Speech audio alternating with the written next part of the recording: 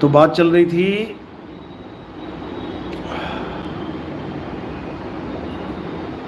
एक ओशो का भगत आया था शायद बीच में, ओशो के बारे में जानकारी ले रहा था।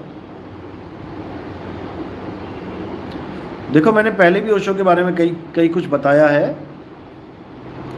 कि ठीक है, ओशो को 1,00,000-1,50,000 किताबें पढ़ने के बाद जो भी ज्ञान हुआ था, काफ़ी तार्किक तर्कवादी संत थे, लेकिन केवल तर्क में ही जीवन बिता देना ये कोई बुद्धिमत्ता का काम नहीं है। उन्होंने अपना पूरा जीवन इसी में गुजार दिया, तर्क कुतर्क में। इससे कोई लाभ नहीं होगा। जो आत्मा का ज्ञान उनको चाहिए था, वो आत्मा का ज्ञान प्रदान करने वाला कोई गुरु उनको मिला नहीं, ना ही उन्होंने ढूंढा, क्योंकि 1,50,000 किताबें पढ़ने के बाद बंदा खुद ही गुरु बन जाता है। यहां तो 2 किताबें पढ़ने के बाद गुरु की अवस्था में लोग आने लग जाते हैं कि हम भी गुरु बन गए। 2-4 किताबें पढ़ के गुरु बन जाते हैं। तो अगर ओशो को आत्मज्ञान हुआ होता तो ये कभी ऐसा अज्ञान बोलते ही नहीं, जो मैं बहुत जल्दी डालूंगा YouTube चैनल पे। जब डालेंगे तब खुद समझ में आ जाएगा आपको कि उनको आत्मज्ञान था कि नहीं था। ओशो को आत्मज्ञान नहीं था। ओशो केवल और केवल बुद्ध धर्म में जो विपस्सना आती है, केवल उसको फॉलो करते थे। उन्होंने विपस्सना का ज्ञान ले रखा था, उसी को सत्य मान के वो सारा प्रवचन, सारा सत्संग करते थे। और उनकी नज़र में बुद्ध एक आत्मज्ञानी व्यक्ति थे, जबकि बुद्ध की भी वही स्थिति है जो ओशो की थी। बुद्ध जी को भी कोई आत्मज्ञानी गुरु नहीं मिला।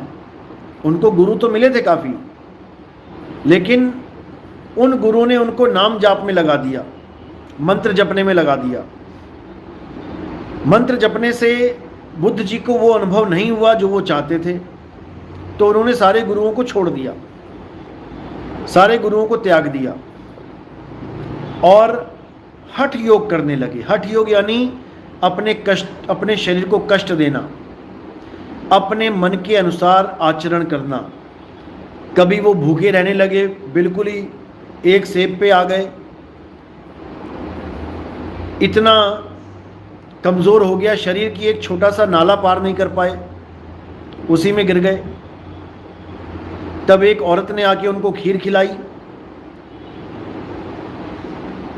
तब उनको समझ में आया कि भोजन करना भी अत्यंत जरूरी है, तो उन्होंने मध्यम का मार्ग पकड़ लिया। ना ज़्यादा खाना, ना कम खाना, मध्य में खाना।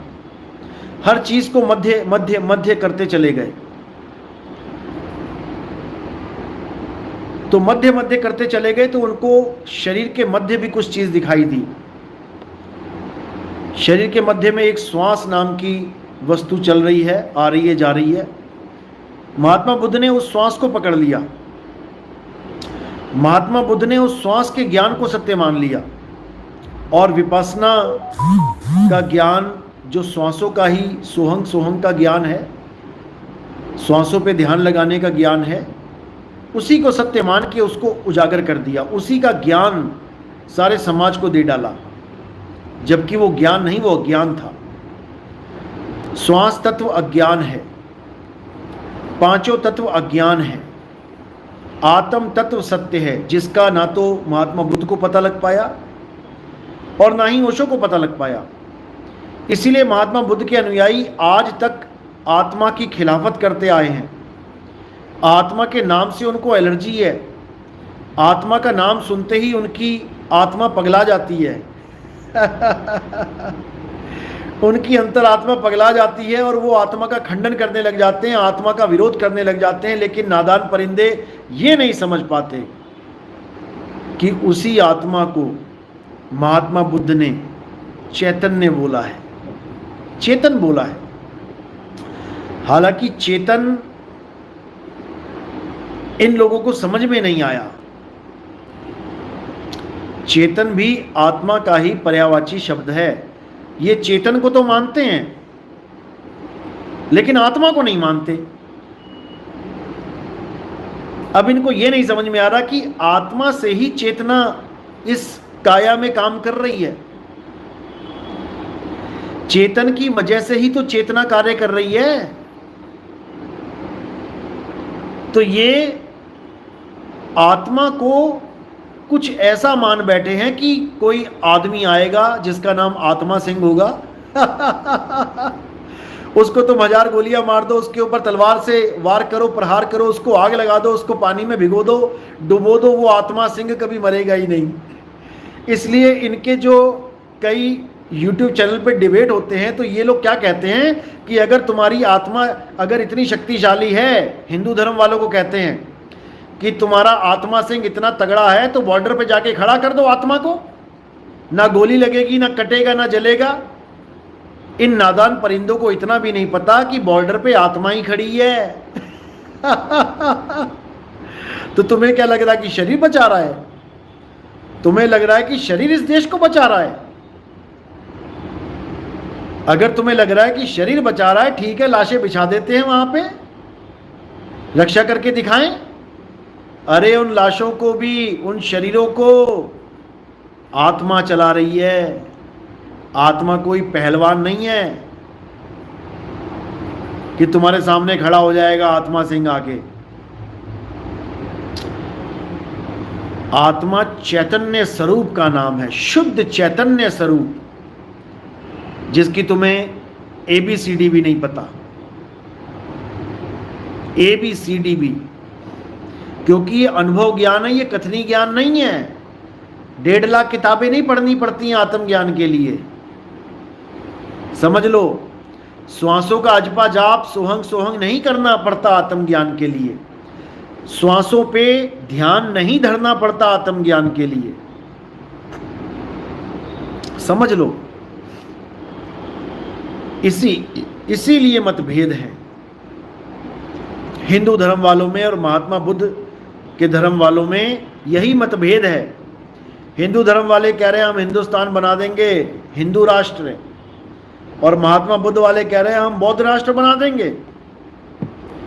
यही झगड़ा है। ना वो आत्मा को जान पा रहे हैं, ना ये चैतन्य को जान पा रहे हैं। ये बस आपस में लड़ना सीख चुके हैं, एक दूसरे को नीचा दिखाना सीख चुके हैं। ये एक दूसरे को समझना नहीं सीख पाए, एक दूसरे को जानना नहीं सीख पाए। इनको इतनी सी भी बात समझ में नहीं आती कि चाहे उसे तुम चेतन कह लो, चाहे उसे तुम आत्मा कह लो, चाहे उसे तुम कोई भी नाम से पुकार लो, वो एक ही तत्व है, और वो तत्व निहित तत्व है।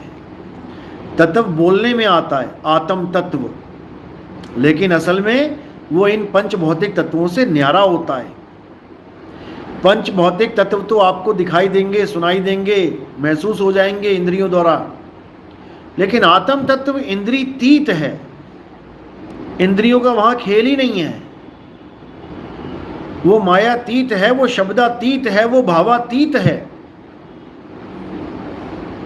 वो तब समझ में आता है जब कृपा बरसती है, वो तब समझ में आता है जब उसका अनुभव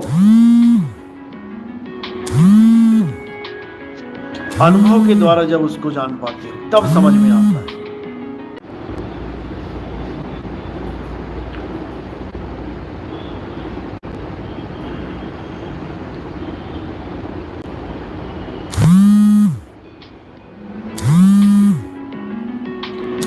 सतनाम सतनाम साई बंधु।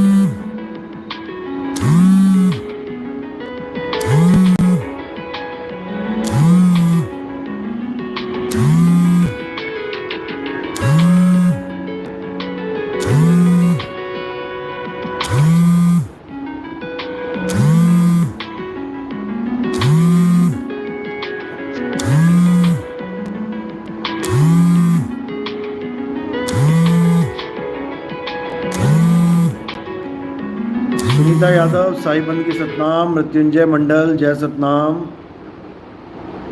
दास महल साई बंदगी सतनाम, महेंद्र पंडित जय सतनाम,